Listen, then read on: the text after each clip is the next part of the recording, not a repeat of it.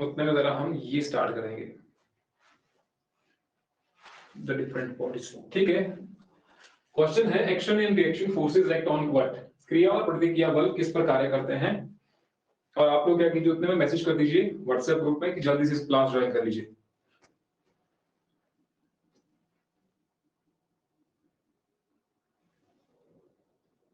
Join होने में ऐसी दिक्कत तो नहीं आ रही ना, कोई परेशानी?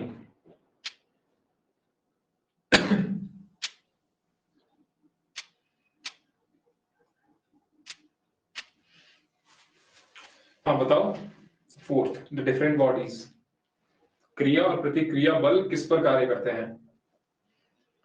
तो लास्ट लेक्चर में आई थिंक हमने यही पढ़ा था कि क्रिया और प्रतिक्रिया जो है वो किस पर कार्य करते हैं।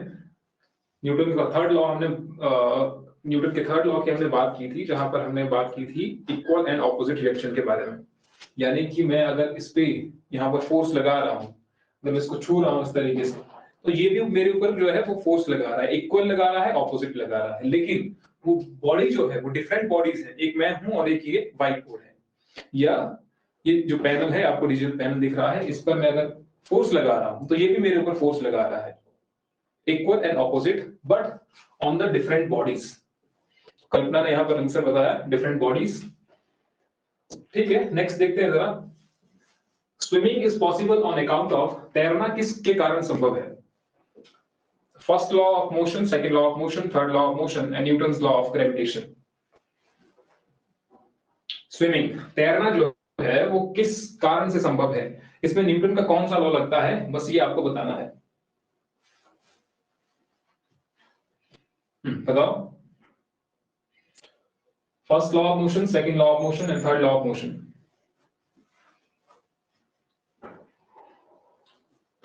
बाकी तो इस करके भी नहीं आए होंगे, क्योंकि आज तो हो सकता है पूछें जो पढ़ाया अभी तक, है ना।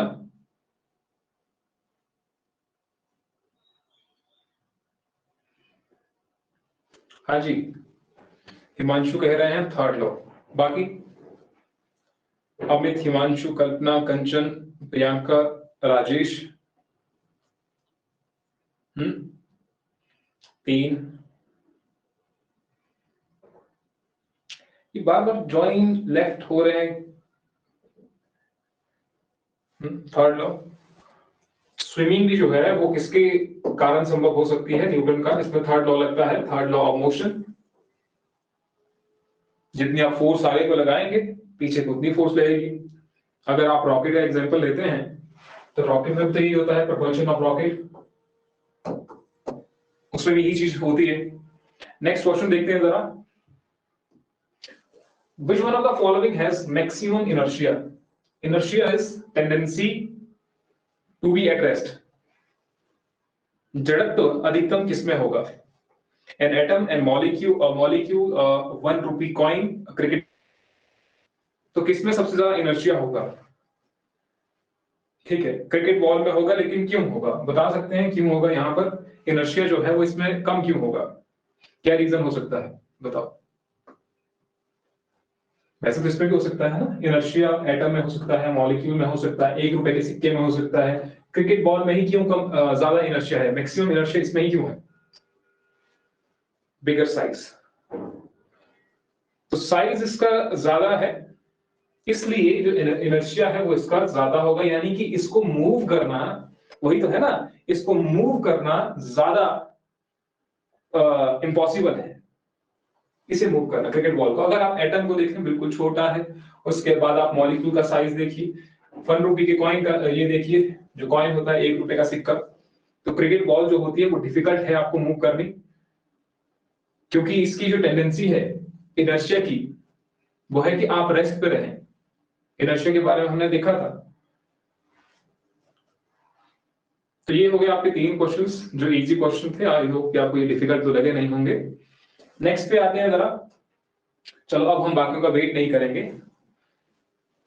थोड़ी उनकी क्लास लेते हैं जरा, क्योंकि एक तो टेस्ट नहीं दिया है, पहली बात, टेस्ट भी अभी बहुत कम ने दिया है, और अभी तक हमने ग्रुप से भी आई थिंक 4-5 ही बाहर किए हैं। वो हमें इसलिए 4-5 बाहर किए थे कि अभी थोड़ा हम देख रहे थे कि चलो 3-4 बाहर करके जो है वो थोड़ा सुधर जाएंगे, लेकिन वो बात वहीं पर पहुंची है, तो इसलिए अब थोड़ा बाकियों को बाहर करते हैं जरा ग्रुप से, क्योंकि कुछ के पेरेंट्स से तो बात कर ली हमने, कुछ के रह गए हैं। चलो जो भी है, अगर हम लास्ट लेक्चर की बात करें तो वहां हमने पढ़ा था न्यूटन्स के लॉ के बारे में, न्यूटन्स लॉ या लॉ ऑफ न्यूटन्स के बारे में पढ़ा था, जहां पर हमने फर्स्ट लॉ की बात की थी। फर्स्ट लॉ में क्या था? लॉ ऑफ इनर्शिया जिसे कहते हैं। इसका मतलब ये है कि हम अगर किसी पर जो नेट फोर्स है, नेट फोर्स जो है, अगर मैं यहां पर लिख रहा हूं F net is equal to 0, अगर मैं यहां पर 0 लिख रहा हूं तो एक्सेलरेशन क्या होगा? यहां पर नेट फोर्स अगर 0 है, एक्सेलरेशन क्या हो सकता है? 1 2 3 4 5 या 0। तो एक्सेलरेशन जो है वो भी यहां पर क्या हो सकता है? 0 होगा। कहने का मतलब ये है कि अगर हम कहीं पर फोर्स अप्लाई कर रहे हैं, अगर नहीं कर रहे हैं तो बॉडी रेस्ट पे रहेगी। अगर हम फोर्स अप्लाई कर रहे हैं, जब तक उस पर एक्सटर्नल फोर्स अप्लाई ना हो तो वो बॉडी जो है वो चलती रहेगी। अगर एक्सटर्नल फोर्स, मान लीजिए मैं बॉल फेंक रहा हूं, तो उस पर एक्सटर्नल फोर्स कौन सी लग रही है? फ्रिक्शनल फोर्स लग रही है। बॉल फेंक रहा हूं तो वो कहीं पर रुक रही है। मान लीजिए मैं उस बॉल को स्पेस में फेंकता हूं, तो वो स्पेस में क्या होगा?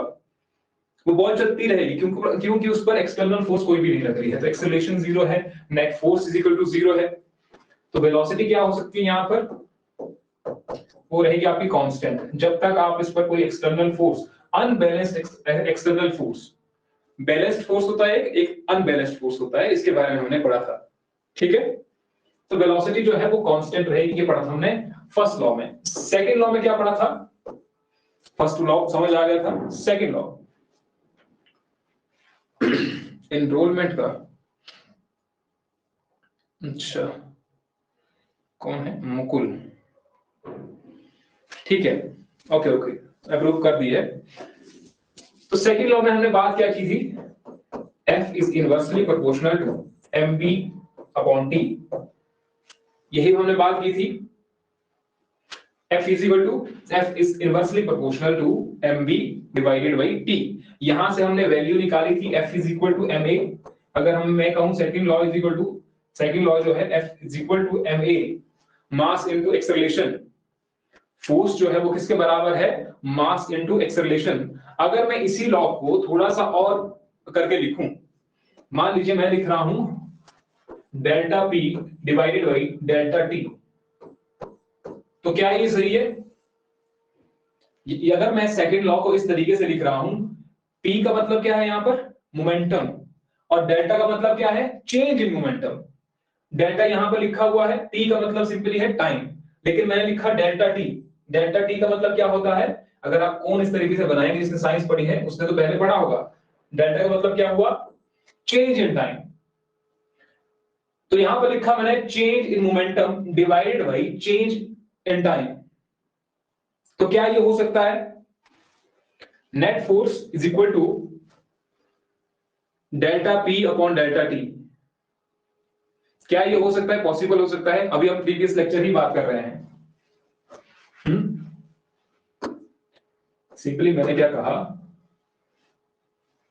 अगर ये वाला लिखा मैंने लास्ट लेक्चर में, हमने ये लिखा था, ये भी लिखा था F is equal to ma, ये यहीं से डराइव हुआ है, ये चीज एक ही है। यहां पर P जो है, P क्या है? यहां पर मोमेंटम है, मोमेंटम यानी कि चेंज इन मोमेंटम। डेल्टा क्या होगा? Change in momentum. ये आ गया आपका यहां से डेल्टा P। और P क्या होता है? P क्या होता है? मोमेंटम क्या होता है? P is equal to mb, P is equal to mb। Last lecture में देखिए मोमेंटम मैंने क्या कहा था? मैंने मोमेंटम कहा था P is equal to mb। अगर मान लीजिए किसी की जो मोमेंटम, किस तरीके से आप समझ सकते हैं, मान लीजिए मास किसी का कम है, छोटी सी बॉल है, मास कम है, वेलोसिटी ज्यादा है, तो मोमेंटम क्या होगा उसका? ज्यादा होगा कि कम होगा? एक छोटी सी बॉल है, छोटी सी बॉल को फेंक दिया, अगर मैं छोटी सी बॉल को इस तरीके से फेंक रहा हूं, तो उसका जो मोमेंटम है, उसकी वेलोसिटी ज्यादा है। मैंने जोर से फेंक दी एक बॉल, ठीक है, प्रियंका कह रही है ज्यादा होगा। सिंपल सी बात है। अगर मान लीजिए किसी का मास ज्यादा है, उसकी वेलोसिटी कम है, मास ज्यादा है, ये मान लीजिए अब बॉल जो है वो इतनी बड़ी हो गई है, पहले इतनी छोटी बॉल थी, अब इतनी बड़ी हो गई है, और जो वेलोसिटी है वो कम है, तो उसका मोमेंटम जो है वो ज्यादा होगा कि कम होगा? सेकंड वाला यार, मोमेंटम क्या होगा उसका, ज्यादा होगा कम होगा? जल्दी बताओ। मास ज्यादा हो गया, वेलोसिटी कम हो गई। कम, ऑब्वियस सी बात है कि उसका मोमेंटम, मोमेंटम समझिए कि मुझे मोमेंटम गेन करना है। अगर मान लीजिए आप थोड़े से पतले हैं तो आप जल्दी दौड़ेंगे, फास्ट दौड़ेंगे। आपका वेट ज्यादा है तो आप कम दौड़ेंगे, आपकी स्पीड कम होगी, मोमेंटम कम होगा। तो यही है P is equal to M A, P is equal to M B. तो यही वैल्यू जब आप यहां पर पुट करेंगे, ये वैल्यू जब आप यहां पर पुट करेंगे P की जगह पर, तो चेंज इन मोमेंटम आ जाएगा, और फिर से आपके पास जो वैल्यू है वो यही आपके पास वैल्यू आ जाएगी। और थर्ड लॉ हमने क्या बात की थी? सेकंड लॉ तो ये हो गया। थर्ड लॉ क्या लिखा था हमने? Equal and opposite reaction, equal and opposite reaction. इसमें तो जानकारी जानने लायक तो कुछ है ही नहीं। Equal and opposite reaction, action और रिएक्शन की ही हमने बात की थी। इक्वल एंड ऑपोजिट तो है ही, यहां पर हम फोर्स लगा रहे हैं तो ये भी हमारे ऊपर फोर्स लगा रहा है, उतने ही ज्यादा फोर्स लगाएगा। और यही जो फोर्स है, जो सेकंड लॉ हमने देखा यहां पर, और जो थर्ड लॉ है, यही अप्लाई होते हैं जो आज का लेक्चर है, जहां पर हम बात करेंगे लॉ ऑफ कंजर्वेशन। लेकिन इससे पहले हम बात करेंगे वेट की। वेइंग मशीन आपने देखी होगी, जिस पर आप अपना वेट जो है वो देखते हैं, चेक करते हैं। तो पहले उसकी बात करेंगे हम जरा, क्योंकि ये भी थर्ड लॉ पर निर्धारित है, थर्ड लॉ पर ही डिपेंड करता है आपका। तो इसमें मान लीजिए आप लिफ्ट पर हैं, और लिफ्ट पर है, ये जो है ये वेइंग मशीन है। वेइंग मशीन में आप अपना वेट जो है वो चेक कर रहे हैं। डिपेंड करता है आप जो आप ऊपर की तरफ जा रहे हैं, नीचे की तरफ आ रहे हैं, आप किस तरफ जा रहे हैं, वहां पर वो चीज डिपेंड कर रही है। तो यहां पर देखते हैं जरा हम कि ये काम कैसे करता है। वेइंग मशीन में आपका क्या होता है, तो वेट चेक होता है, ठीक है। आप यहां पर अपना वेट चेक कर रहे हैं कि आपका वेट कितना है, लेकिन नॉर्मल आप लिफ्ट में हैं अभी, तो वेट और कुछ नहीं है, वो सिर्फ एक नॉर्मल रिएक्शन है। नॉर्मल रिएक्शन कैसे करके, ध्यान से समझें इसको, बहुत इजी कंसेप्ट है। जहां पर आपको ऐसा लगेगा वेट कम है, वेट ज्यादा है, कैसे होता है वो। अब वेट जो चेक करता है वो नॉर्मल रिएक्शन चेक करता है। और नॉर्मल रिएक्शन क्या हुआ, आप यहां पर खड़े हैं, मान लीजिए आप कहीं पर भी हैं, कोई चीज पड़ी हुई है, तो नॉर्मल रिएक्शन जो है वो ऊपर की ओर लगेगा। अब ये है कोई चीज है, कोई टेबल है, ये इस टेबल पर कोई चीज पड़ी हुई है, ये एक बॉक्स है, ये बॉक्स इस तरीके से है, इसका जो मास है वो क्या है, m। तो ये किस तरफ लग रहा है, नीचे की तरफ लग रहा है ना, दबाव इसका किस तरफ पड़ रहा है, नीचे की ओर को पड़ रहा है, तो मैंने इसका मास मान लिया m। अब जो ऊपर की ओर लग रहा है, सदैव ऊपर की ओर लगेगा, परपेंडिकुलर लगेगा जिस डायरेक्शन में ये बैठा है, जिस डायरेक्शन में इसको आपको रखा हुआ है, तो ऊपर की ओर लगा आपका नॉर्मल रिएक्शन, जिसे हमने कहा m। लेकिन नीचे की ओर एक चीज और लग रही है, नीचे की ओर एक चीज और लग रही है, मास तो है ही, मास तो है, लेकिन एक और चीज लग रही है, वो क्या है, नीचे की ओर एक चीज क्या लग रही है, बताओ। कुछ तो ऐसा लग रहा होगा नीचे की ओर, एक मास है और ऊपर की तरफ आपका लग रहा है, हाँ, प्रियंका कह रही है ग्रेविटी, तो नीचे की तरफ लग रही है आपकी ग्रेविटी। तो यही हो गया आपका ऊपर की तरफ n, नीचे की ओर को mg। तो ये हो गया आपका। अभी जो है वो बॉडी जो है, अगर मान लीजिए रेस्ट पर है, अगर मैं मानूं अभी बॉडी जो है रेस्ट पर है, अभी कहीं पर नहीं है, मूव ऊपर ना नीचे कहीं पर मूव नहीं कर रहा है, तो हम कह सकते हैं n is equal to mg। ये कह सकते हैं हम, क्योंकि बॉडी जो है वो बॉडी अभी रेस्ट पर है, ऊपर की ओर नॉर्मल डायरेक्शन लग गया, नीचे की तरफ को mg। ध्यान समझने, इसको बहुत इजी है, समझ आ जाएगा आपको। तो ये जो है वो आएगा body at rest, body at rest. अभी कोई मूवमेंट नहीं हो रही है, तब हम मान सकते हैं कि बॉडी जो है अभी रेस्ट पर है। अब मान लीजिए कि जो लिफ्ट है, ये लिफ्ट ऊपर की तरफ जा रही है, ये लिफ्ट जो है अभी ऊपर की ओर जा रही है, तो क्या होगा यहां पर, अब देखिए ध्यान से समझना इसको। मैं इसको यहां पर मिटा रहा हूं थोड़ा सा। जो लॉ है वो भी आपने याद रखना है, F is equal to M A. Lift जो है ऊपर की ओर जाती है, ऊपर की ओर जा रही है, ठीक है। यहां पर क्या चीजें हो सकती हैं, आप मान लीजिए इस व्यक्ति को ही मान लेते हैं हम। नीचे की ओर जो लग रहा है वो क्या है, mg। नीचे की ओर क्या लग रहा है, mg। ऊपर की ओर क्या लग रहा है, नॉर्मल रिएक्शन। जो हमने देखा अभी, यही तो देखा हमने, यही देखा ना। लेकिन वो तो था रेस्ट पर। अब हम देख रहे हैं कि लिफ्ट ऊपर की तरफ जा रही है, लिफ्ट ऊपर की तरफ जा रही है। तो यहां पर जो एक्सेलरेशन है, एक्सेलरेशन किस डायरेक्शन में होगा, नीचे की तरफ को कि ऊपर की ओर को? यहां पर जो एक्सेलरेशन है वो नीचे की तरफ होगा कि ऊपर की तरफ को, बताओ। एक्सेलरेशन भी ऊपर की तरफ होगा ना। जब लिफ्ट ऊपर की तरफ जा रही है तो एक्सेलरेशन भी ऊपर की तरफ होगा, ठीक है। तो हमने यहां मान लिया जो एक्सेलरेशन है वो भी ऊपर की ओर है। ये हो गया आपका एक्सेलरेशन। अब जिस डायरेक्शन में मूवमेंट हो रही है वहां पर जो है वो पॉजिटिव होगा, ये हमने मान लिया। ऊपर की ओर जा रहा है तो ये नॉर्मल डायरेक्शन क्या हो जाएगा, पॉजिटिव। नीचे की ओर ये आपका लग रहा है mg, ग्रेविटी, तो ये किस में होगा, ये होगा माइनस में। सॉरी, एक लिख लिया यहां पर, तो ये किस में होगा, माइनस में। ऑपोजिट डायरेक्शन, ये हो गया आपका माइनस, ये प्लस में और ये माइनस में। अब आपको पता है F is equal to M A, आपको पता है F is equal to M A, यही आपको पता है यहां पर। अब जो फोर्स है, नेट फोर्स अगर देखें हम यहां पर, तो वो कौन कौन सी हो सकती है। नेट फोर्स क्या है, एक तो नॉर्मल डायरेक्शन लग रहा है और दूसरा जो है वो mg लग रहा है। अगर मैं यहां पर लिखूं फोर्स की जगह, इस फोर्स की जगह मैं यहां पर लिखूं n minus M G is equal to M A, तो इसमें कुछ गलती है। ये जो है F जो है वो क्या है, नेट फोर्स है। और यही तो मैंने यहां पर लिखा कि नॉर्मल डायरेक्शन ऊपर की तरफ लग रहा था, mg जो है वो नीचे की तरफ लग रहा था। और F की जगह मैंने लिख दिया n माइनस एम जी, क्योंकि mg जो है वो माइनस में है और ये जो है वो प्लस में है, नॉर्मल डायरेक्शन जो है वो प्लस में है। अब देखिए यहीं से कैसे निकलती है ये इक्वेशन, बस आपको समझ में आना चाहिए। जिसको नहीं आएगा तो उसे मुझे बता देना है कि समझ में नहीं आया। अब देखो हम इसी इक्वेशन को आगे लेकर के जा रहे हैं। तो n इज इक्वल टू, ये उस तरफ चले गया एम ए प्लस इस तरफ आ गया ये एम जी। तो अगर मैं यहां से m कॉमन निकालूं, यहां पर लिख दूं a प्लस जी या g प्लस a आप लिखते हैं, ये क्या निकल गया आपका n। और a प्लस जी एक्सेलरेशन में आप ग्रेविटी प्लस कर रहे हैं।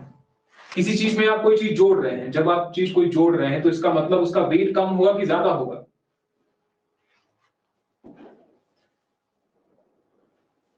ग्रुप में परेशान हो गए हैं, ऐसे कौन है?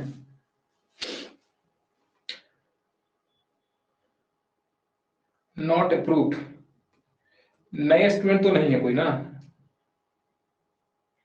इसलिए तो मैंने टाइम से बोला था कि कर लेना। कर लिया अप्रूव कर दिया। देखो यहां पर क्या है, n is equal to m bracket शुरू a प्लस जी। किसी चीज में आप प्लस कर रहे हैं, कोई चीज आप प्लस कर रहे हैं तो उसका जो वेट है वो कम होगा कि ज्यादा होगा, ज्यादा होगा कि कम होगा। मैं यहां पर लिख दूं एक्सेलरेशन जो है, मान लीजिए 2 है, यहां पर ग्रेविटी 1 कर दूं मैं ऐसे ही मानने के लिए, तो 2 1 क्या हो गया, 3 हो गया, यानी कि उसकी जो संख्या थी वो बढ़ गई, वो बढ़ गई। तो जब आप लिफ्ट में बैठ रहे हैं और ऊपर की ओर जा रहे हैं, आपको क्या लगेगा कि आपका वेट जो है वो ज्यादा हो गया है। नॉर्मली क्या होगा, जब आप लिफ्ट में जाएंगे, ऐसे ही आप लिफ्ट में जब बैठते हैं, जब जाएंगे तो ऊपर की ओर जब जाएंगे लिफ्ट, आपको क्या लगेगा कि आपका जो वेट है वो ज्यादा हो गया है।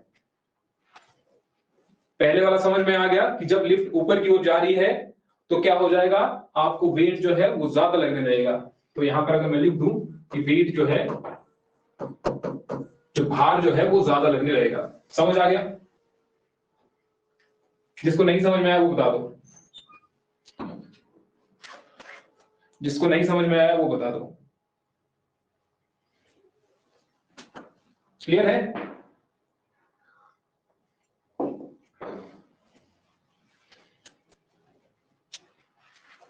ठीक है। अब जिसको नहीं समझ में आएगा वो उसने मुझे एक बार बता देना है कि यहां पर समझ में नहीं आया। अब देखते हैं जरा नेक्स्ट कंडीशन में, नेक्स्ट वाले में देखते हैं कि यहां पर क्या हुआ। अब जो लिफ्ट है वो नीचे की तरफ आ रही है, लिफ्ट जो है वो नीचे की तरफ आ रही है। यहां पर क्या पॉसिबिलिटी हो सकती है? अगर लिफ्ट नीचे की तरफ को आ रही है तो mg तो लग ही रहा है, mg तो लग रहा है। ऊपर की तरफ को क्या लग रहा है? नॉर्मल रिएक्शन, जो हमने उस डब्बे में देखा था कि डब्बे को हमने किसी जगह पर रखा हुआ है तो वहां पर ये चीजें हो रही हैं। अब मूवमेंट कहां पर हो रही है? नीचे की तरफ को। मूवमेंट कैसे हो रही है? नीचे की तरफ को। तो एक्सेलरेशन कहां हुआ? इस तरफ को। ये हमने एक्सेलरेशन यहां पर लिख दिया। अब यहां पर पॉजिटिव कौन है और नेगेटिव कौन है? पॉजिटिव नेगेटिव कहां पर आएगा? नॉर्मल रिएक्शन में क्या आएगा? नेगेटिव। यहां पर क्या आएगा? पॉजिटिव। ठीक है, एंड नेगेटिव आ गया, mg नीचे की तरफ को आ गया। सेम यहां से हमको पता है कि F is equal to ma, F is equal to ma। कौन सा लॉ है? Second law. Second law of Newton कहता है कि F इज इक्वल टू क्या हो जाएगा? ma मास इनटू एक्सेलरेशन हो जाएगा। अगर मैं यहां पर लिखूं mg minus n, mg minus n is equal to ma। गलती है कोई? ठीक है ना? mg, F की वैल्यू आ गई, नेट फोर्स, नेट फोर्स क्या आ गया? mg माइनस n ये है, और mg तो यही हो गया आपका, इज इक्वल टू ma। अगर मैं यहां से n की वैल्यू निकालूं तो यहां पर आ जाएगा m g माइनस e। निकाल दीजिए, यहां से n जो है वो पॉजिटिव में नेगेटिव ही रहेगा, लेकिन वो माइनस उस तरफ चले जाएगा। ठीक है, ये minus minus I think cut जाएगा, इसमें m इस तरफ लाएंगे इसको तो माइनस का हो जाएगा। कहने का मतलब है कि इस तरीके की आपकी वैल्यू आ जाएगी, n is equal to m g minus a minus g। अब यहां पर आपको उतना डीपली नहीं जाना है, समझना क्या है? समझना ये है कि यहां पर माइनस आ रहा है। पहले हमारे पास क्या आया था? पहले हमारे पास आई थी वैल्यू प्लस में। प्लस में आएगी तो आपका वेट जो है वो बढ़ जाएगा। ऑब्वियस सी बात है, जब आप प्लस में करेंगे कोई चीज, एक्सेलरेशन आप जोड़ रहे हैं, उसमें ग्रेविटी आप जोड़ रहे हैं, तो आपका वेट बढ़ जाएगा। लेकिन जब लिफ्ट नीचे की ओर आ रही है तो यहां पर क्या आ रहा है? यहां पर माइनस आ रहा है। जब यहां पर माइनस आ रहा है इसका मतलब ये है कि आप कुछ चीज वेट में से घटा रहे हैं, कुछ ना कुछ चीज जो है वो घट रही है, एक्सेलरेशन हो चाहे ग्रेविटी हो।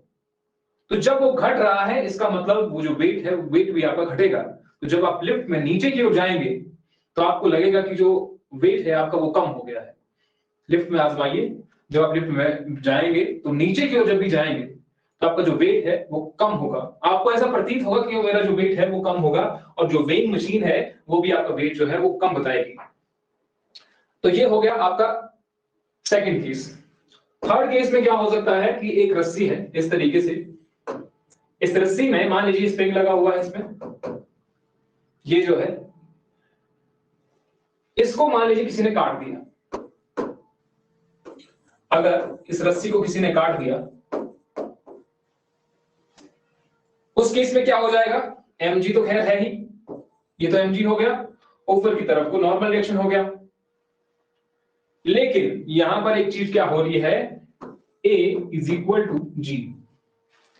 ये क्यों हुआ? यहां पर a बराबर है g, यहां पर क्यों हुआ? एक्सेलरेशन ग्रेविटी के बराबर कैसे हो सकता है? क्यों ये पॉसिबिलिटी आई कि एक्सेलरेशन ग्रेविटी के बराबर हो गया? तो अगर यहां पर एक्सेलरेशन ग्रेविटी के बराबर हो रहा है, पहले बता दो जरा क्यों हुआ ये। हाँ जी, बताए कोई, ऐसा क्यों हुआ? अब ये जो है वो नेगेटिव में होगा, ऑब्वियस सी बात है। नीचे की तरफ आ होगा ना, फ्री फॉल होगा। जब इसको काट दिया तो यहां पर क्या हो रहा है, फ्री फॉल।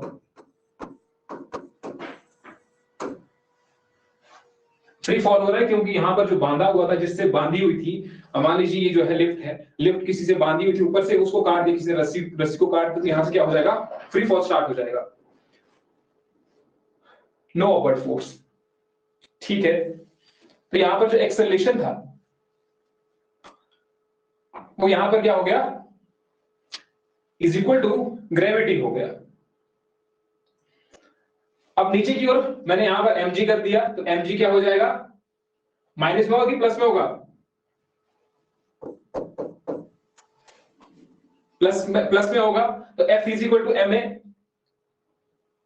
ठीक है, ठीक है, A is equal to G, only gravity is there, that's why I think. अच्छा ठीक है जी, mg minus n is equal to ma। अगर मानूं F is equal to ma, यहीं पर मैंने वैल्यू पुट की, वैल्यू जो थी वो यहीं पर मैंने पुट की, mg माइनस n, mg लिखा हुआ है यहां पर, n लिखा हुआ है यहां पर, ये है पॉजिटिव में, ये है नेगेटिव में, तो मैंने क्या लिख दिया यहां पर, mg माइनस n, नीचे की ओर आ रहा है, तो नॉर्मल रिएक्शन माइनस में, mg minus n is equal to ma। ठीक है, यहां से जब आप वैल्यू निकालेंगे तो यहां पर जो है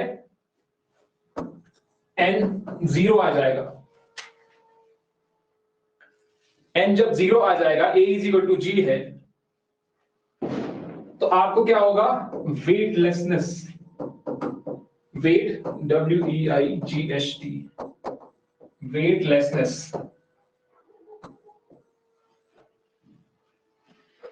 जब भी इस तरीके का फ्री फॉल होगा, ऊपर से रस्सी काट दी, नीचे की ओर आएंगे, फ्री फॉल होगा, तो वेटलेसनेस, यानी कि आपका जो वेट होगा वो उस वेइंग मशीन पर 0 बता रहा होगा, क्योंकि जो आपका वेट है वही आपका नॉर्मल रिएक्शन है, वही तो है ना नॉर्मल रिएक्शन। आप नीचे की ओर जो जोर लगा रहे हैं, ऊपर की ओर तो वही जोर लग रहा है, तो नॉर्मल रिएक्शन क्या हो जाएगा, 0 हो जाएगा, और आपको जो है वेटलेसनेस की फीलिंग आ जाएगी कि आपका जो वेट है, वेट ही नहीं है।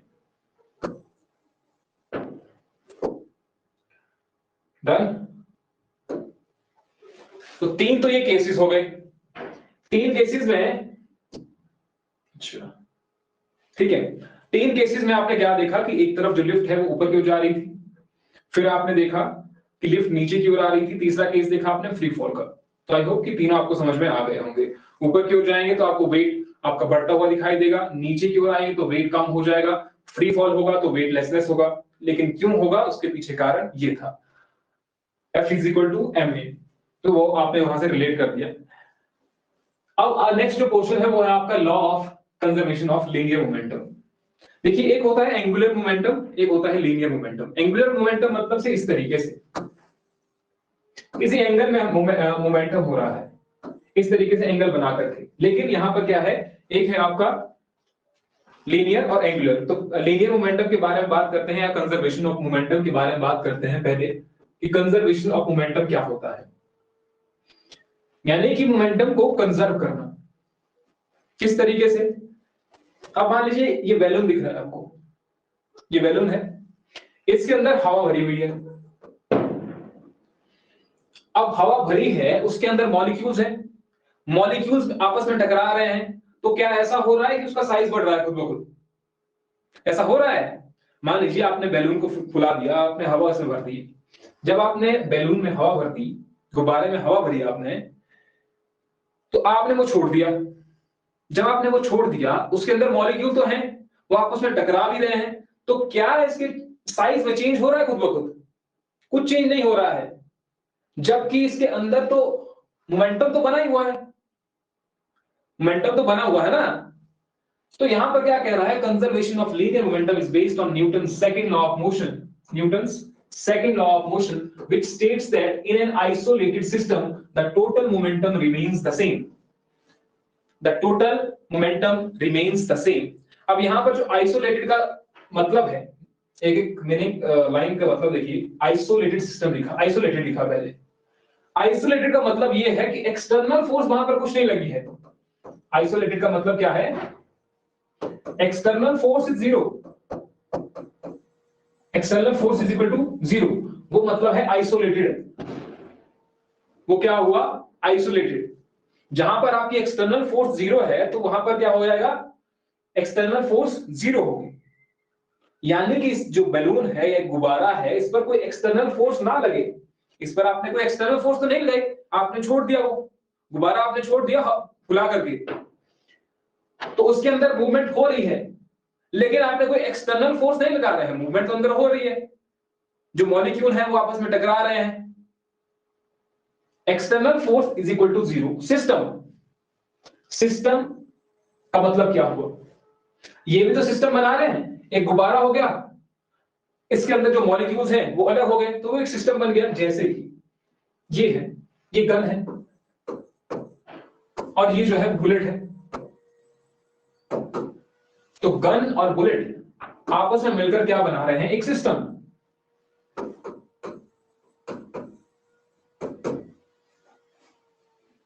इस लाइन का ही मतलब यही था, आइसोलेटेड। आइसोलेटेड अभी हम देखेंगे किस तरीके से इसमें अप्लाई होता है। तो अगर हम यहां पर देखें, ये गन है और ये बुलेट है, ये आपस में एक सिस्टम बना रहे हैं।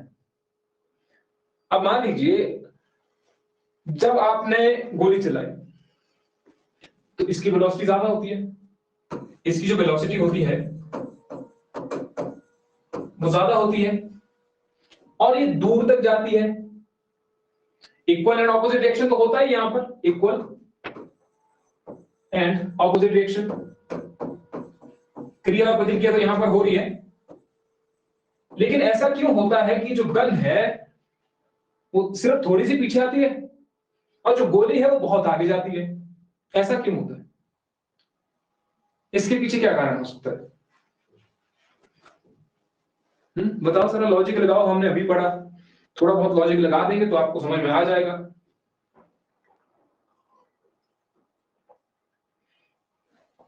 ऐसा क्यों होता है कि जब आप गोली चलाते हैं तो गोली में आप देखते हैं कि जो बुलेट है वो बहुत दूर जाकर के गिरती है, और जो गन है पीछे तो आप आते ही हैं, इक्वल एंड ऑपोजिट रिएक्शन होता है, लेकिन उतना पीछे नहीं आते हैं जितना की गोली आगे जाती है।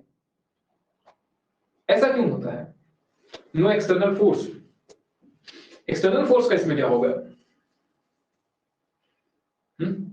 लॉजिक लगाओ जरा, थोड़ा बहुत तो लॉजिक, दिमाग के जो पुर्जे खुलेंगे तभी समझ में आएगा, है ना? जब आप कुछ सोचेंगे, कुछ दिमाग में लगाएंगे कि ऐसा क्यों हुआ, क्योंकि हमने तो यहां पर देखा है कि इक्वल एंड ऑपोजिट रिएक्शन होता है। तो इक्वल एंड ऑपोजिट रिएक्शन होता है, इसका मतलब तो जो गन है वो भी उतनी पीछे जानी चाहिए थी, और बुलेट जो है वो भी उतनी आगे जानी चाहिए थी। Linear momentum.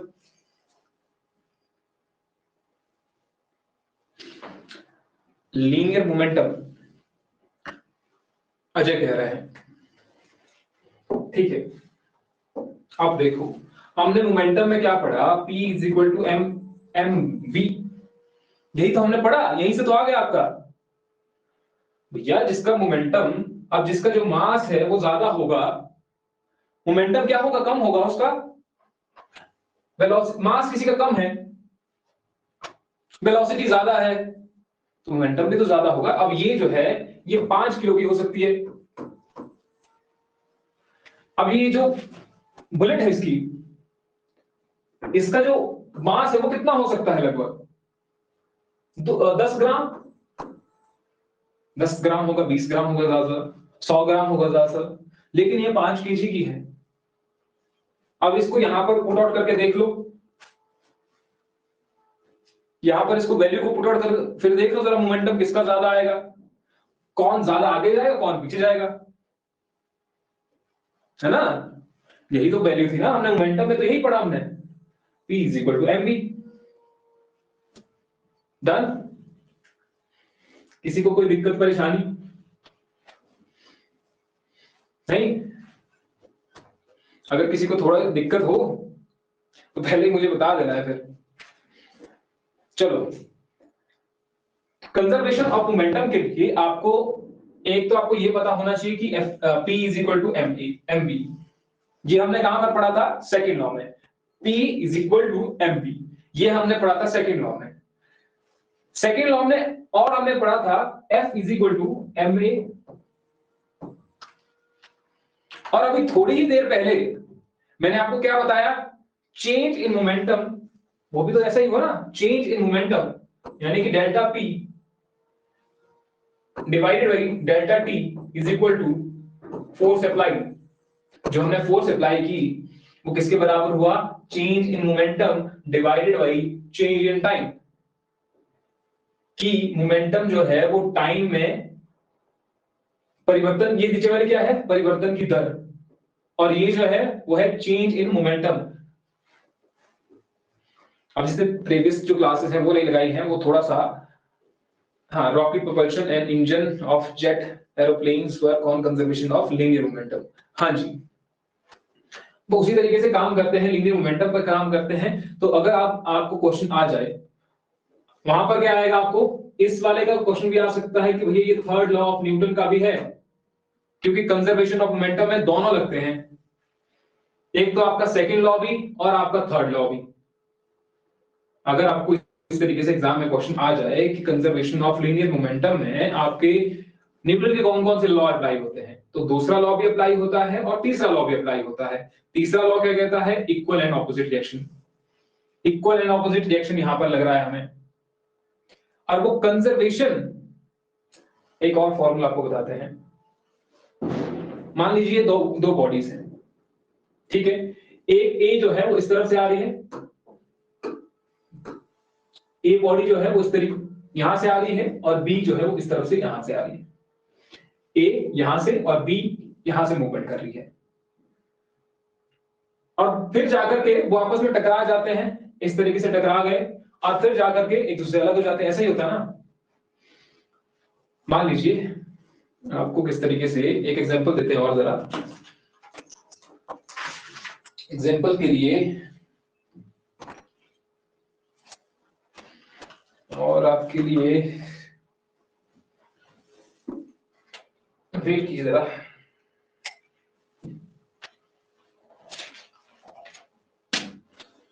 ये है, ये दिख रहा है आपको, वैसा ही है ये ए और बी। ये इसको मान लो आप ए और इसको मान लो आप बी, ए और बी। ऐसे ही गाड़ी होती है ना, गाड़ी जा रही है और दूसरी गाड़ी आगे जा रही है। अब ये पीछे वाली गाड़ी की जो स्पीड है वो ज्यादा है, इस वाली गाड़ी की जो स्पीड है वो ज्यादा है, और इस वाली गाड़ी की जो स्पीड है वो कम है। अब ये आगे जा रही है, अब ये ए है ये बी है, इसी तरीके से ए और बी कोलिजन की बात हो रही है। हाँ हाँ, अब ये आपस में टकरा गई एक टाइम में, फिर टकरा करके अलग हो जाती है। ऐसा ही होता है कि टकरा कर चिपक जाती है, नहीं होता ना, अलग अलग हो जाती है, क्योंकि इसकी कुछ वेलोसिटी है, इसकी भी कुछ वेलोसिटी है, इसका कुछ मोमेंटम है, इसका कुछ मोमेंटम है। P is equal to M B, हमने यही देखा ना, P is equal to M B, जहां पर m जो है वो मास है, v is equal to velocity है। ये यहां पर लिखा हुआ है कि ये वेलोसिटी है, ये यहां पर वेलोसिटी कुछ दूसरे की, पहले की जो वेलोसिटी है यहां पर क्या लिखा हुआ है u1, इसकी जो वेलोसिटी है वो क्या लिखा हुआ है यहां पर u2।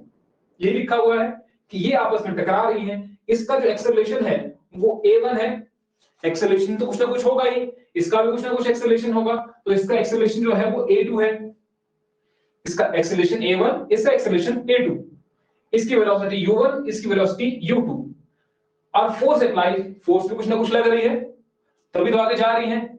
मास भी होगा इसका, इसका मास m1, इसका मास m2, और फिर जाकर के इनका टाइम, टाइम का क्या लिया गया है यहां पर t1 is equal to t2, क्यों किया गया है, क्योंकि जब ये आपस में टकरा रही होंगी तो टाइम तो उतना ही रहा होगा। ऐसा नहीं है कि आपका यहां से इसको एक टाइम कुछ और लगा, इसको कुछ और लगा, ये कोलिजन का टाइम है, ये t1 is equal to t1 जो है वो कोलिजन का टाइम है, इसलिए इनको इक्वल किया गया है यहां पर। इतना समझ में आ गया कि ये जो जा रहा है, ये जब आपस में टकराएंगे, पहले इनकी वेलोसिटी कुछ अलग है, मास तो सेम ही होगा, सॉरी मास भी अलग अलग है, ऐसे आपस में टकराएंगी, फिर जाकर भी आपस में अलग अलग हो जाएंगी। एक्सीडेंट भी ऐसे ही होता है, एक गाड़ी कहीं और रुकती है, दूसरी गाड़ी कहीं और रुकती है। चलो गाड़ियां आपके पास हैं या नहीं, गाड़ियां नहीं मतलब है, अगर गाड़ी यहां पर होती तो फिर उस तरीके से आपको कोलिजन यहां पर करवाते, लेकिन तो ये मास होगी, वेलोसिटी हो गई, अप्लाइड फोर्स होगी, एक्सेलरेशन हो गया। इतना समझ लीजिए पहले, मास इसका m1 है, मास इसका m2 है, वेलोसिटी इसकी u1 है, वेलोसिटी इसकी u2 है। एक्सेलरेशन हो गया, इसका एक्सेलरेशन हो गया, ठीक है जी। F1 is equal to minus F2। ये जो है ये कहां से आया? Force 1 is equal to minus F2,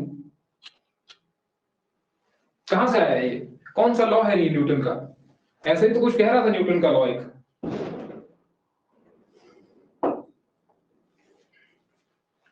हाँ ऐसे ही कह रहा था ना कुछ, बता सकते कोई? थर्ड लॉ, ठीक है, अजय कह रहे हैं थर्ड लॉ। तो F1 is equal to F minus F2, equal and opposite reaction, equal and opposite reaction. Equal तो है लेकिन ऑपोजिट है, इक्वल तो है, F1 is equal to F2 तो है लेकिन ऑपोजिट भी तो है। हमने क्या कर दिया? माइनस कर दिया। और हमें पता है F is equal to ma होता है। F क्या होता है? F is equal to ma। तो यहां पर देखिए m1a1 is equal to minus m2a2, ये जो है हमने यहां पर कर दिया, F1 की जगह लिख दिया m1a1 इज इक्वल टू, और माइनस F2 की जगह कर दिया हमने माइनस m2a2। सिंपल सी बात है। अब एक्सेलरेशन क्या होता है? फाइनल माइनस इनिशियल, यानी कि जो फाइनल वेलोसिटी है वो v1 है और इनिशियल वेलोसिटी जो है वो a1 है, u1 है, डिवाइडेड बाय टाइम। सेम हमने यहां पर कर दिया m2 माइनस m2, ये तो यही लिखा हमने, लेकिन a जो a है यहां पर भी a है, a की जगह वैल्यू हमने कर दी एक्सेलरेशन की वैल्यू, और एक्सेलरेशन क्या होता है? Final minus initial divided by t। लेकिन हमारे पास सिर्फ क्या है यहां पर? v1 है और u1 है, ये फाइनल हो गया, ये इनिशियल हो गया। और यहां पर क्या कहते हैं, जो t t आपस में कट गए, कैसे कटे ये? अब हमने देखा था t1 is equal to t2, यही देखा था ना अभी, t1 is equal to t2 previous slide में, जब मैं आपको बताया था कोलिजन के टाइम में, कोलिजन के समय जो टाइम है वो क्या है? इक्वल है। तो t1 is equal to t2, तो ये आपस में कट सकते हैं, t1 is equal to t2 आपस में कट गए। फिर आपके पास ये वैल्यू आ गई m1 v1 माइनस u1, ये is equal to minus m2 v2 minus u2, ठीक है जी। अब यहां से क्या कर लीजिए, ये m11 वाले एक तरफ और 2 वाले एक साइड, जो 2 वाले हैं, क्योंकि यहां पर आपको क्या दिख रहा है, जब इस m को आपने अंदर मल्टीप्लाई किया, ये m1 लिखा हुआ है, ये v1 माइनस u1 लिखा हुआ है। अगर मैं इसी को सिंप्लीफाई आगे करूं, अगर मुझे ये ब्रैकेट खोलने हैं, तो ब्रैकेट में अगर खोलूंगा तो यहां पर m1 v1 लिखूंगा माइनस m1 u1 लिखूंगा, इसी तरीके से लिखूंगा मैं यहां पर, है ना। अब यहां पर v जो है वो एक तरफ, u जो है एक तरफ, t1 is equal t2, that's right, हाँ हाँ बिल्कुल बिल्कुल। अब यहां पर समझिए m1 v1 minus m1 u1 is equal to minus m2 v2 plus m2 u2। उतना डिटेल में नहीं जाना है, लेकिन ये सिंपल सी इक्वेशन है जो सॉल्व करनी है, बस आपको सिर्फ ब्रैकेट ओपन करने हैं और कुछ नहीं करना है इसमें। ब्रैकेट ओपन करने तो आ जाते हैं, है ना, ऐसा तो नहीं है कि बहुत बड़ी फिजिक्स इसमें लग रही है, हम कि बहुत डीपली जा रहे हैं, नहीं, हम सिर्फ यहां पर ब्रैकेट ओपन कर रहे हैं। और ब्रैकेट ओपन कर करके आपको क्या करना है, जो v है वो एक तरफ और जो u वाली है वो एक तरफ। v क्या था? v था फाइनल। u क्या है? u है इनिशियल। तो हमारे पास अगर देखें हम टोटल मोमेंटम आफ्टर कोलिजन, क्योंकि बात तो हम मोमेंटम की कर रहे हैं ना, total momentum after collision is equal to total momentum before collision. तो जो मोमेंटम कोलिजन के पहले था वो मोमेंटम कोलिजन के बाद भी है, यही है आपका कंजर्वेशन ऑफ लीनियर मोमेंटम। यहां समझ आया? m1 v1 plus m2 v2 is equal to m1 u1 plus m2 v2।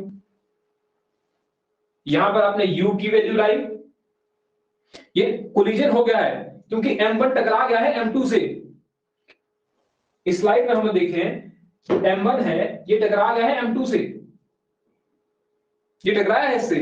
लेकिन अगर हम इसका मोमेंटम देखें तो वो क्या है, वो इक्वल है। टोटल मोमेंटम जो है वो बिफोर कोलिजन और आफ्टर कोलिजन जो है वो इक्वल है। पहले पढ़ा थोड़ा, हाँ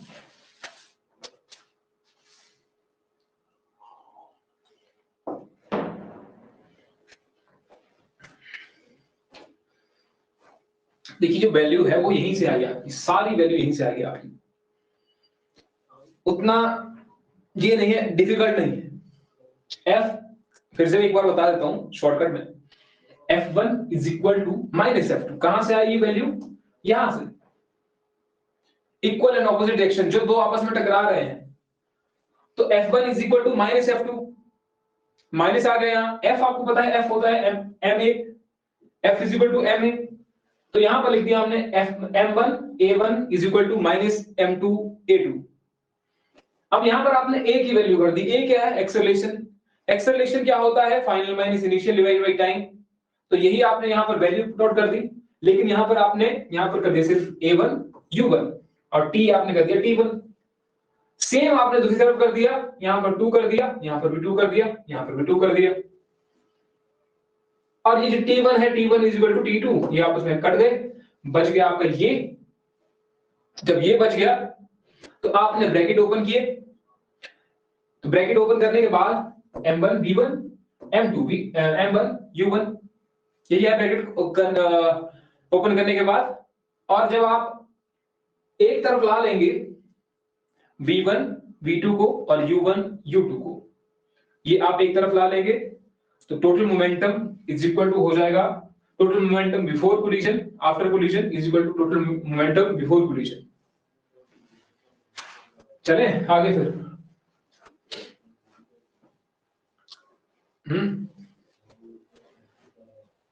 अगर समझ में आ गया है तो।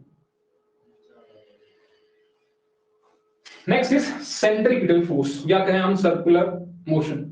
सर्कुलर मोशन में क्या होता है कि जब कोई बॉडी सर्कल में मूव कर रही है, इस तरीके से सर्कल ये है, इस सर्कल में कोई बॉडी रोटेट कर रही है, तो ये हो गया आपका सर्कुलर मोशन। तो उसमें जो है वो है आपका सेंट्रीपिटल फोर्स। सेंट्रीपिटल फोर्स का मतलब ये नहीं है, कोई बोल रहा है कुछ, हाँ अजय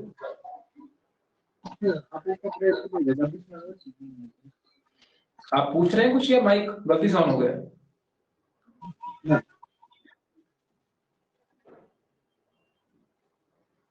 ठीक है, आप मैसेज कर लीजिए, अगर आप पूछ रहे हैं तो आप माइक ऑन कर लीजिए, अगर गलती से हो गया है। अच्छा क्या बोल रहे थे, सेंट्रीपिटल फोर्स, यानी कि जो फोर्स सेंटर की तरफ लग रही है। सिंपल सी बात है, जो फोर्स सेंटर की तरफ लग रही है वो हो गया आपकी सेंट्रीपिटल फोर्स। और दूसरा इसका मतलब होगा सेंट्रीफ्यूगल फोर्स। सेंट्रीफ्यूगल का मतलब है जो फोर्स बाहर की तरफ लग रही है वो हो गया आपका centrifugal force. A centripetal force is a net force that acts on an object to keep it moving along a circular path. ठीक है, to keep it moving along a circular path।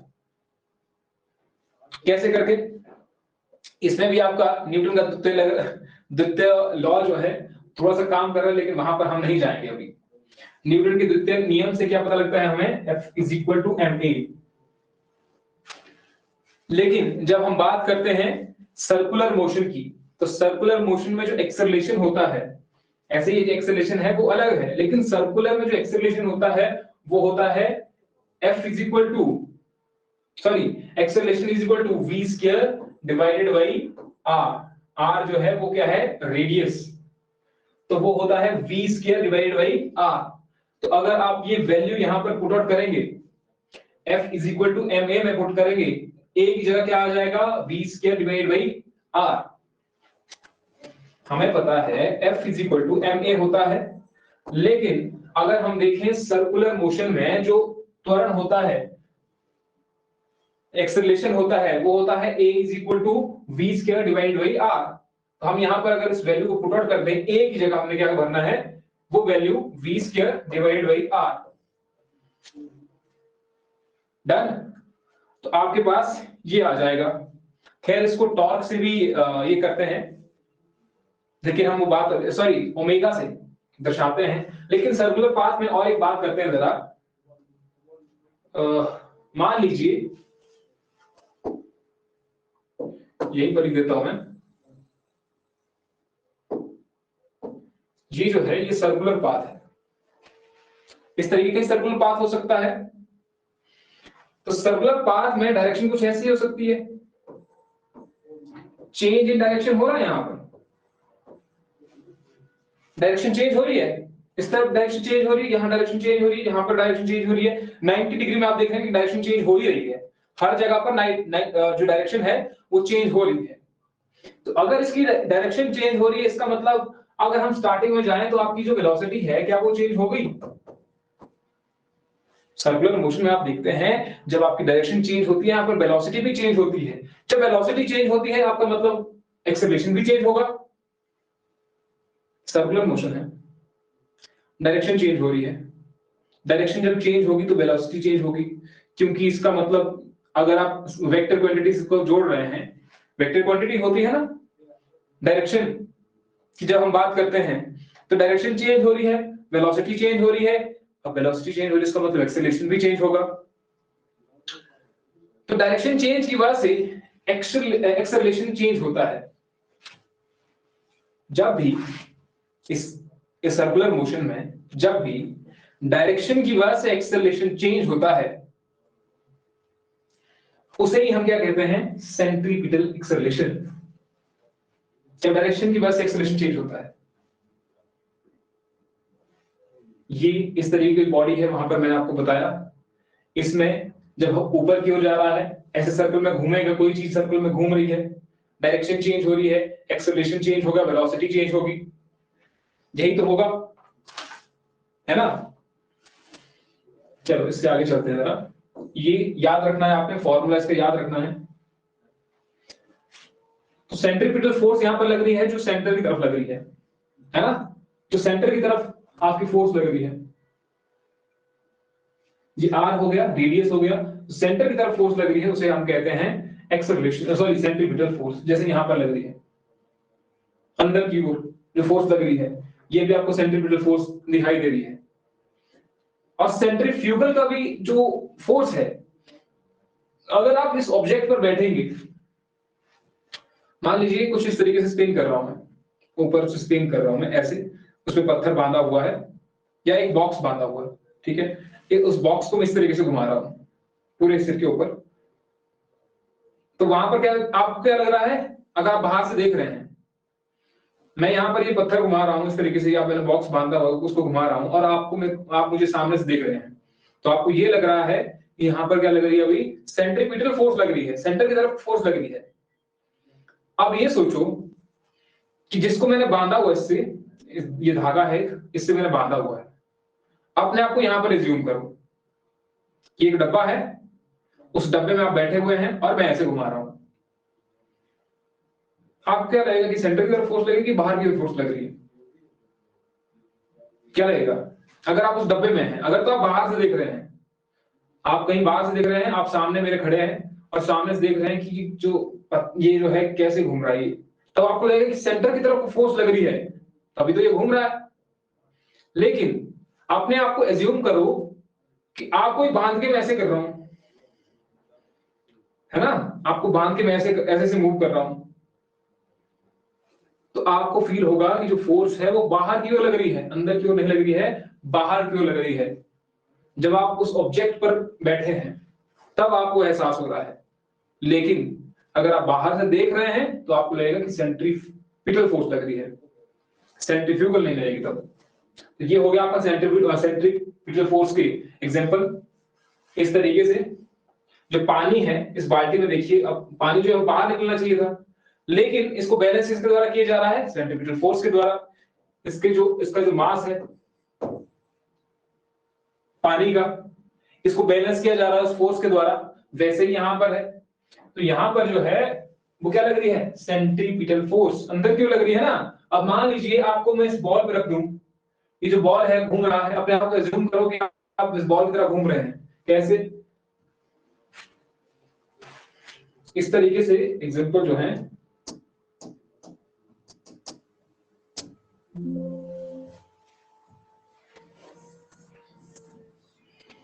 यहां पर एग्जांपल है।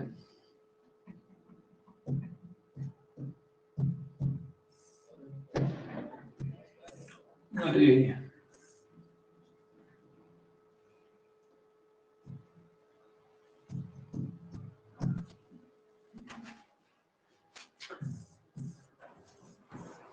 रुक जाओ जरा। Force,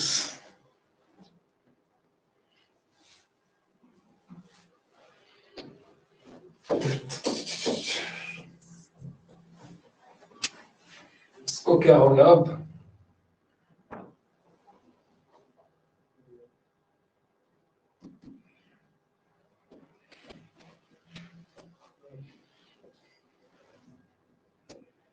लगता है ये हैंग हो गया है। चलो एग्जांपल आपको ऐसे देता हूं मैं। एग्जांपल किस तरीके से है? पहले तो आपको सेंट्रीपिटल फोर्स से एग्जांपल दे रहा था। सेंट्रीफ्यूगल में आप कैसे देखते हैं कि आप गाड़ी में जा रहे हैं और एक कर्व आ गया है इस तरीके से। जब कर्व इस तरीके से आ रहा है तो आप किस तरफ मूव कर रहे हैं? बाहर की ओर।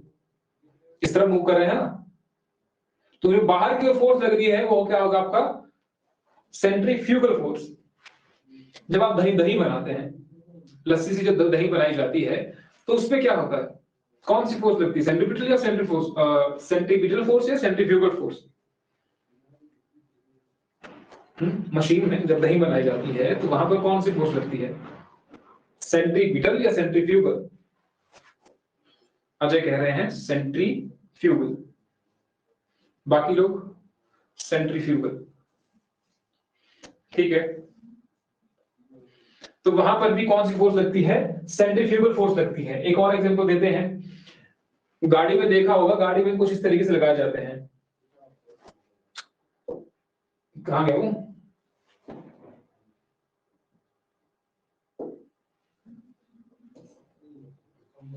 मड से बचने के लिए, है ना, टायर के पीछे आपने देखा होगा, मड से बचने के लिए लगाया जाता है उसको, ताकि आपकी गाड़ी खराब ना हो।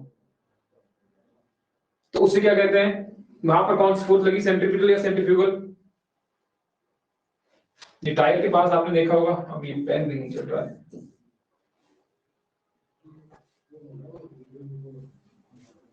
खुला तो खुला कुछ।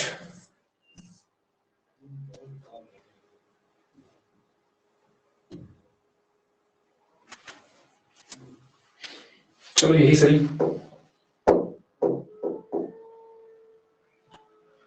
ठीक है, अब गाड़ी तो किस तरीके से, इस तरीके से आपने टायर के पास देखा होगा, इस तरीके से लगा होता है टायर के पास, एक प्लेट इस लगी होती है। आवाज नहीं आ रही है?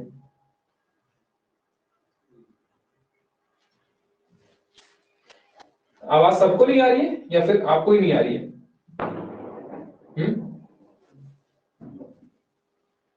बताओ जरा। आई थिंक अब ठीक हो गया है।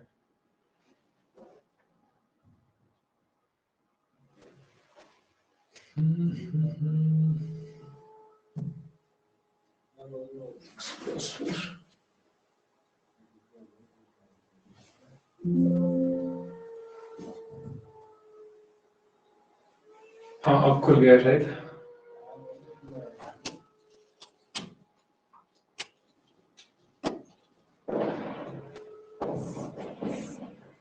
कहाँ पहुंचे थे हम? यहाँ पर।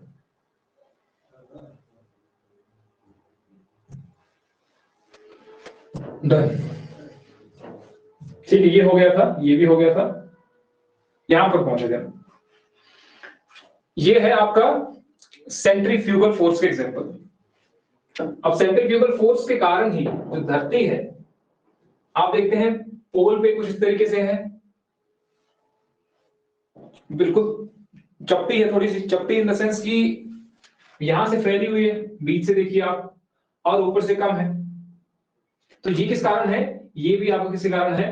सेंट्रीफ्यूगल फोर्स के कारण है। क्योंकि स्पीड ज्यादा कहां पर होती है? पोल पर होती है या इक्वेटर पर होती है? स्पीड जो है वो ज्यादा कहां पर होती है, पोल पे या इक्वेटर पे? स्पीड कहां पर ज्यादा होती है?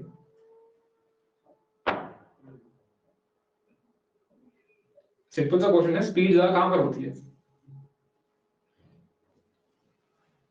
स्पीड ज्यादा होती है पोल पर। Very good. अच्छा, और कोई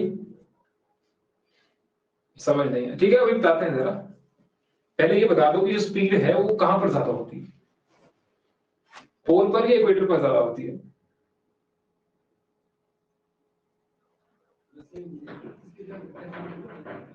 बाकी भी बता दो। नहीं, इक्वेटर पर। देखिए जो स्पीड है वो कहां पर ज्यादा होगी, इक्वेटर पर ज्यादा होती है स्पीड।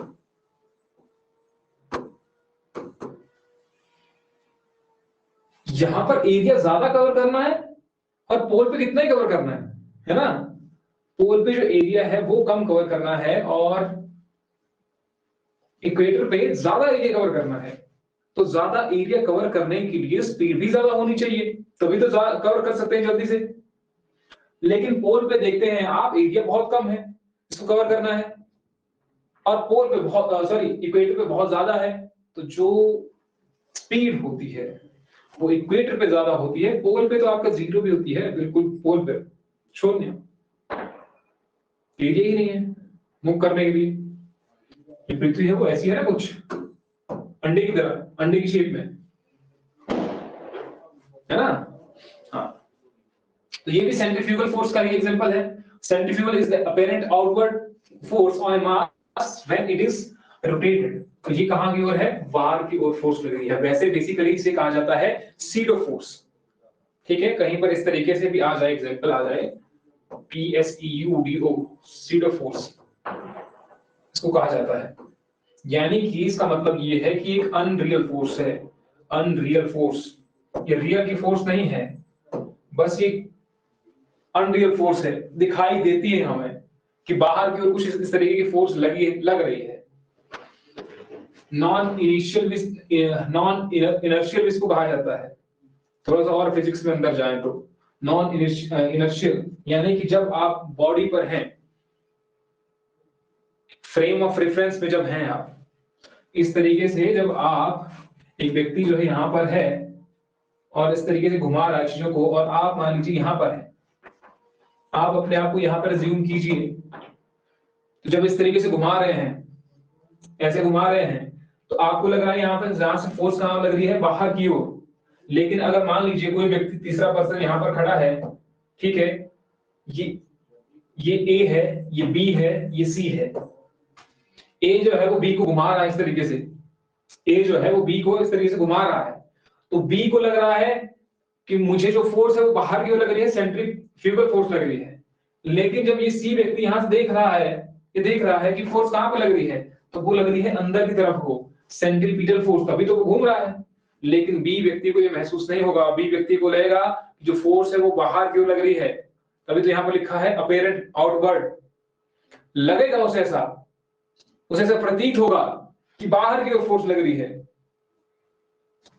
डन। तो ये है अवे फ्रॉम। अब वैसे ही ये है आपका the dryer of washing machine. तो उसमें भी कैसा होता है, कपड़े जो होते हैं उस तरीके से घूमते हैं, तेज तेज घूमते हैं। तो पानी में जब जो कपड़े हैं वॉशिंग मशीन के ड्रायर में इस तरीके से घूमते हैं, जो पानी है, पानी कैसे निकल जाता है बाहर की ओर, पानी के मॉलिक्यूल्स बाहर निकल जाते हैं और कपड़े जो है वो सूख जाते हैं। सेंट्रीफ्यूगल फोर्स, बाहर की ओर फोर्स लग रही है, अंदर की ओर लगती तो क्या हो जाता, कपड़े सूखते ही नहीं कभी, ड्रायर में भी नहीं सूखते। तो इसमें क्या हो रहा है, बाहर की ओर फोर्स लग रही है। वैसे आपका गाड़ी का एग्जांपल दिया था मैंने आपको, आउटवर्ड राइट, और ये हो गया आपका मैरी गो राउंड। इसमें जब व्यक्ति बैठेंगे तो उनको क्या लगेगा कि बाहर की ओर यहां पर फोर्स लग रही है, इस तरीके के झूले में आप बैठे होंगे, सेंट्रीफ्यूगल फोर्स। हाँ, और जो गाड़ी में हम बात कर रहे थे ये है मड गार्ड, यहां पर लगाया जाता है ना, ये जो है यहां पर कुछ मड गार्ड लगाया जाता है मिट्टी से बचने के लिए। आपने देखा होगा जब गाड़ी चलती है गाड़ी कहीं फंस गई, कीचड़ में फंस गई, तो उसके टायर ऐसे घूमते हैं, टायर घूमते हैं तो कीचड़ पीछे की ओर आता है ना, बहुत सारा कीचड़, कभी गाड़ी के पीछे खड़े हुए धक्का दे रहे हैं आप, तो आप सारे के सारे आपका जो कपड़े हैं वो खराब हो जाएंगे, क्योंकि मिट्टी जो है पीछे की ओर आ रही है, उससे वो दूर धकेल रही है। टायर ऐसे घूम रहा है लेकिन उसको मिट्टी को दूर धकेल रही है, तो जब उसको धकेलेगी आपके कपड़े खराब होंगे या तो गाड़ी खराब होगी। गाड़ी को बचाने के लिए क्या किया जाएगा, यहाँ पर मड गार्ड लगाया जाएगा। तो जब मड गार्ड लगाया जाएगा तो ये कौन सी है, एग्जांपल किस चीज का है, ये है सेंट्रीफ्यूगल फोर्स का। Action of centrifugal force are thrown tangentially away from the wheels. अब बताओ जरा, क्लियर है यहां तक? फिर आता है आपका torque. Torque is described as the turning effect of force on wheel axis, on the axis of rotation. In brief, it is the movement of force and it is characterized by torque. तीन तरीके से इसको लिखते हैं, तीन तो नहीं है ये, लेकिन इसको इस तरीके से लिखा जाता है, इसे कहते हैं टॉर्क। ठीक है, अगर मैं आपको कहूं फॉर एग्जांपल,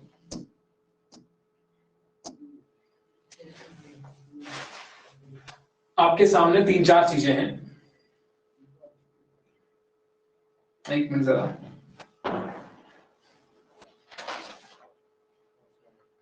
किसमें था वो, एक आपके पास है लीनियर मोमेंटम, एक लीनियर मोशन है आपका, दूसरा है एंगुलर मोशन, लीनियर मोशन और दूसरा है आपका एंगुलर मोशन, यानी किसी एंगल में मोशन हो रहा है। लीनियर में जो डिस्प्लेसमेंट होता है उसे दर्शाते हैं आप एस से, ठीक है, ये क्या है, ये है डिस्प्लेसमेंट। और एंगुलर मोशन में उसको दर्शाते हैं थीटा से, एंगल ये जो है ये क्या है, ये है थीटा, एंगुलर मोशन। और लीनियर मोशन में क्या होता है, डिस्प्लेसमेंट, एक लाइन में मूवमेंट हो रहा है, एक लाइन है ये, इसमें आपने यहां से लेकर के यहां तक कितना हुआ, मान लीजिए ये एस डिस्प्लेसमेंट हुआ, विस्थापन हिंदी में, टॉर्क डिपेंड्स अपॉन डिस्टेंस जी। और दूसरा है आपका वेलोसिटी, यहां दर्शाते हैं v से, लीनियर मोशन में वेलोसिटी को v से दर्शाते हैं, लेकिन एंगुलर मोशन में इसको दर्शाते हैं ओमेगा से। ओमेगा को इस तरीके से लिखा जाता है, लीनियर मोशन में वेलोसिटी ये हो गया आपका वेलोसिटी। इसके बाद आपका है एक्सेलरेशन। एक्सेलरेशन को हमने लिखा यहां पर a, यही तो लिखा आपने एक्सेलरेशन a पहले से लेकर के, ये लाइन में है, लीनियर मतलब से एक लाइन में, इस तरीके से ये लाइन है, इस लाइन में जो मोशन हो रहा है। और दूसरा है एंगुलर, यानी किसी एंगल में मोशन हो रहा है, इस तरीके से एंगुलर, है ना। यहां पर एक्सेलरेशन को a से हमने दर्शाया, लेकिन एंगुलर मोशन में इसको दर्शाते हैं अल्फा से। एंगुलर मोशन में एक्सेलरेशन को दर्शाया जाता है अल्फा से, ये है अल्फा, ये है ओमेगा। अब क्या आता है, फोर्स। फोर्स को किससे दर्शाया जाता है, एफ से, ये लिखा हमने। जिस तरीके का काम, ध्यान समझिए क्या लाइन बोल रहा हूं मैं, जिस तरीके का काम फोर्स के द्वारा किया जाता है लीनियर मोशन में, जिस तरीके का काम फोर्स के द्वारा किया जाता है लीनियर मोशन में, एंगुलर मोशन में वही काम किया जाता है टॉर्क के द्वारा।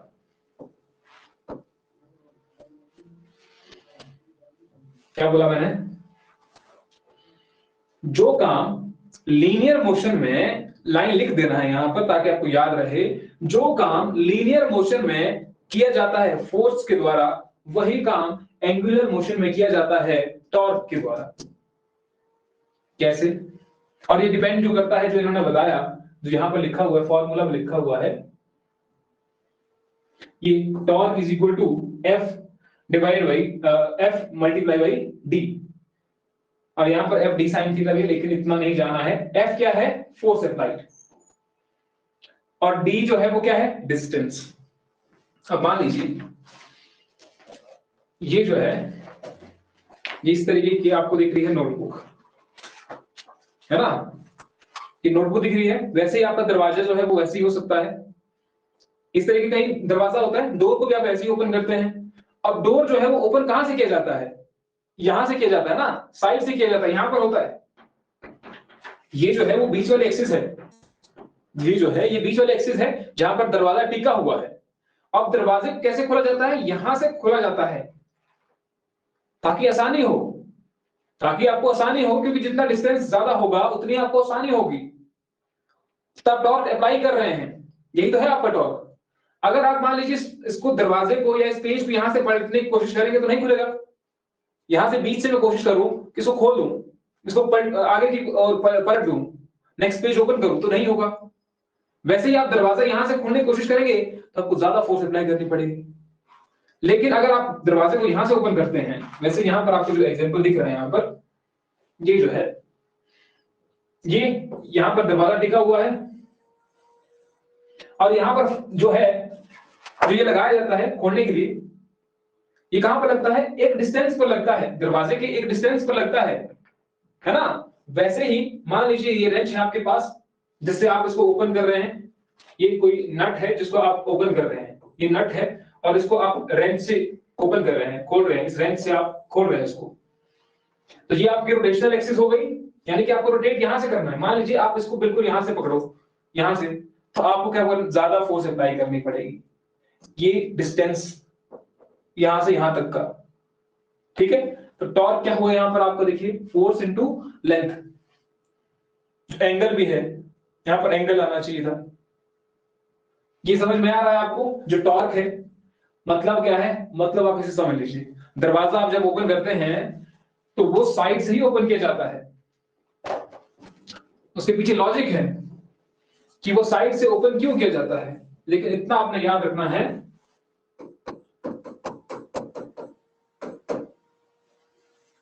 ठीक है। टॉर्क, अच्छा डी था, डी डिस्टेंस, या आप एल डिस्टेंस कर सकते हैं, डी या एल। यहां पर डी कर दीजिएगा, यहां पर भी, ठीक है। बस आपने ये वाली लाइन याद रखनी है, टॉर्क आपको आ जाएगा। जिस तरीके का काम लीनियर मोशन में फोर्स के द्वारा किया जाता है, एंगुलर मोशन में वही काम टॉर्क के द्वारा किया जाता है। चल, अब थोड़ा समय दीजिएगा, अभी क्लास के बाद बहुत सारे बाहर हुए ग्रुप से, है ना।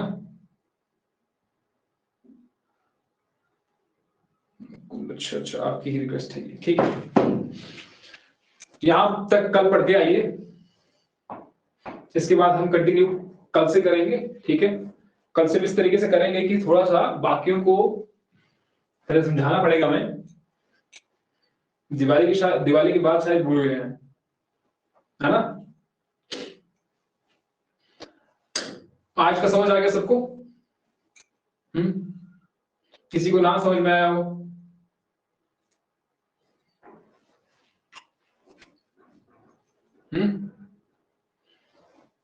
अरे मुकुल, ठीक है। फिर भी आप लोगों को नहीं समझ में आया होगा, मुझे पर्सनली मैसेज कर देना है। थोड़ा बहुत कोशिश करेंगे कि और तरीके से समझाया जाए, लेकिन यहाँ पर आपको सिर्फ सिंपल सी डेफिनेशन पूछी जाती है, उतना डीपली नहीं पूछा जाता है। डीपली पूछा जाता तो मैं आपको और तरीके से करवाता और इसको डीपली करवाता, लेकिन उसका करवा करके कोई फायदा नहीं है, क्योंकि उतना आपको पूछा नहीं जाएगा। जब उतना पूछा नहीं जाएगा तो फिर करके क्या फायदा, है ना। लेकिन जो पढ़ाई है वो आपने करते रहना है, उसको नहीं छोड़ना है बीच में। दिवाली आ गई, ठीक है, दिवाली खत्म है, पटाखे भी खत्म हो गए अब, लेकिन कोई तो अभी चले हुए हैं, दिवाली बना रहे हैं, लेकिन खत्म हो गई दिवाली। अब इसके बाद कोई फेस्टिवल भी नहीं है। शिवरात्रि जो है बहुत दूर है, अभी ऐसा कोई मेजर फेस्टिवल आने वाला नहीं है। एग्जाम आपके नजदीक हैं, तो कोशिश यही करना है कि ज्यादा पढ़ाई कीजिए। क्योंकि आपको जो कंपटीशन दे सकता है वो आप खुद हैं। हाँ, एक स्टूडेंट के लिए तो वही है, एक स्टूडेंट के लिए एग्जाम ही एक फेस्टिवल है, तो उसको उस फेस्टिवल के लिए किस तरीके से प्रिपरेशन करनी है वो उस पर डिपेंड करता है। या तो आप पहले फेस्टिवल मना लीजिए जो दिन भर चले हुए हैं, अगले दिन कुछ और होगा, दिवाली आ जाएगा, दशहरा है, कुछ भी बहुत सारी चीजें हैं, होली है, शिवरात्रि है, लेकिन एक स्टूडेंट के लिए जो एग्जाम है वही फेस्टिवल है। आप क्या करेंगे? दो चीजें हो सकती हैं, हमेशा दो ही चीजें हो सकती हैं। पहली चीज ये है कि आप दूसरों की सक्सेस को देखिए, दूसरों की सक्सेस को देखिए या दूसरों के फेलियर को देखिए, या आप दूसरों को देखते रहिए बस। जैसे आप फेसबुक, इंस्टाग्राम है, उस पर दूसरों को देख रहे हैं, अब वो व्यक्ति तो ग्रो हो रहा है क्योंकि आप उसको देख रहे हैं, तब वो ग्रो हो रहा है। यही हो रहा है ना? अगर आप देखना ही बंद कर देंगे तो दूसरा व्यक्ति ग्रो नहीं होगा। जब आप दूसरों को देखेंगे, दिन भर देख रहे हैं, बिना मतलब के देख रहे हैं, आप किसी से मोटिवेशन ले रहे हैं, वो अलग चीज है, लेकिन दिन भर आप किसी दूसरे व्यक्ति को देख रहे हैं तो उसमें इंप्रूवमेंट आएगी, क्योंकि उसमें आपके देखने से उसमें इंप्रूवमेंट हो रही है। लेकिन अगर आप दिन भर अपने आप पर काम करो कि आप में दिन ब दिन कुछ ना कुछ इंप्रूवमेंट आए, तो क्या होगा? एक दिन आप सक्सेसफुल बन जाएंगे, फिर आपको लोग देखेंगे। लेकिन इस स्टेज में अगर आप दूसरों को देख रहे हैं तो उसको लगेगा कि हमें तो देखा जा रहा है, बहुत देखा जा रहा है हमको, और बनाएगा वो, और चीजें करेगा वो, क्योंकि आप ही उसको देख रहे हैं, आप ही उसको मोटिवेट कर रहे हैं। लेकिन जब आपने अपने आप पर काम शुरू कर दिया कि मुझे अपने आप पर काम करना है, अपने आप पर इंप्रूवमेंट करनी है, किस तरीके से करनी है वो आपको पता है, उसका माध्यम है एक पढ़ाई, उसी से इंप्रूवमेंट हो सकती है। और वो भी ऐसा नहीं है रट्टे वाली पढ़ाई तो करनी नहीं है, वो तो कहीं जिंदगी में काम नहीं आती है, रट्टे वाली नहीं करनी है, चीजों को समझ लेना है, थोड़ा बहुत समझ लेना है और रेगुलर रहना है। पहली चीज है समझना, दूसरी चीज है रेगुलर रहना, और ये चीजें मामूली इंसान से नहीं होती है। मामूली इंसान इन सब चीजों को नहीं कर सकता है, क्योंकि उसके पास ही लास्ट में ये एक्सक्यूज होते हैं ना कि हमारे पास वक्त नहीं था। मामूली इंसान कर ही नहीं सकता है। अब जो भी सक्सेसफुल होगा उसके पीछे कोई ना कोई एक लंबी स्टोरी रही होगी, और वो होती है, लेकिन उस स्ट्रगल को कोई नहीं देखता है। लास्ट में आपकी वही देखी जाए कि आप सक्सेसफुल हैं या नहीं है। इसलिए कोशिश तो करनी है, और कोशिश आधी नहीं होनी चाहिए, अधूरी नहीं होनी चाहिए, वो पूरी कोशिश होनी चाहिए। तो अपने आप पर काम करो, दिन भर अपने आप पर काम करो, जितना अपने आप पर काम हो सकता है, अपने आप को और अच्छा बेहतर बनाने की कोशिश करो, यही हम आपको कह सकते हैं। बाकी अभी हम थोड़ा सा काम करते हैं जरा बाकियों को, ठीक है? ठीक है, ठीक है, गुड नाइट एवरीवन। कल मिलते हैं आपसे, पढ़ करके जरा कल, और टेस्ट के लिए तैयार रहना है आप लोगों ने। और जिसने अभी तक टेस्ट नहीं दिया है वो टेस्ट दे, जो नए जुड़े हुए हैं उन्होंने आई थिंक प्रीवियस वीडियो जो देख रहे हैं या कुछ इस तरीके से कर रहे हैं। जी, नेक्स्ट टेस्ट जनरल साइंस, यही तो है आपके सामने। नेक्स्ट टेस्ट होगा जनरल साइंस का, जो जो टॉपिक अभी तक पढ़ाए हैं उसका टेस्ट होगा, ठीक है? और नेशनल करंट अफेयर पर भी काम हो रहा है, और नेशनल करंट अफेयर की पीडीएफ आपको मिलेगी अक्टूबर से। हमें लगेगा कि उससे पीछे भी करनी है तो आपको वो पीछे वाली पीडीएफ भी बता देंगे कब होगा, कब वो भी हम आपको बता देंगे कब होगा। लेकिन अभी के लिए देखिए, टेस्ट कभी भी हो सकता है, इस भरोसे नहीं रहना है कि टेस्ट इस डेट को होगा। जब आप इस भरोसे रहेंगे कि इस डेट को टेस्ट होगा तो आप रिवीजन नहीं करेंगे खुद से, तो खुद से ही रिवीजन करते रहिए। टेस्ट अगर कल भी होता है तो आपको तैयार होना चाहिए, ठीक है? जैसे प्रियंका कह रही थी कि नोट्स बनाने में ज्यादा टाइम लग गया, रिवीजन, देखिए रिवीजन मस्ट है, उसके बिना कुछ नहीं हो सकता है, उसके बिना अधूरा है, सब कुछ अधूरा है। हाँ, एक साल का पढ़ना पड़ेगा, लेकिन हम आपको अक्टूबर से अभी शुरुआत कर रहे हैं। प्रीवियस जो है, प्रीवियस पर भी काम होगा। पहले है कि जो आपका करंट में चला हुआ है एटलीस्ट वो आपको मालूम हो कि क्या चला हुआ है, उसके पीछे का हम आपको प्रोवाइड करवा देंगे फिर, लेकिन काम होगी चला हुआ है, कहने का मतलब ये है। और करंट अफेयर के भी आपके फिर उसका टेस्ट होगा। छोटी कोई भी चीज नहीं है, उसका भी टेस्ट होगा, करंट अफेयर का भी टेस्ट होगा, जनरल साइंस का भी टेस्ट होगा, टॉपिक वाइज टेस्ट होंगे। डिपेंड करता है आपकी कितनी एक्टिविटी रहती है, कितना रिस्पॉन्स आपका रहता है, चीजें सब कुछ हो जाएंगी। ऐसी कोई चीज नहीं होगी जिसको हम छोड़ देंगे, कोई भी ऐसी चीज नहीं होगी, लेकिन सब कुछ डिपेंड वही करता है कि आपका रिस्पॉन्स क्या होता है। ठीक है, चलिए मिलते हैं आपसे कल, फिर किसी की डाउट्स होंगे तो मुझे आपने बता देना। फिर गुड नाइट एवरीवन।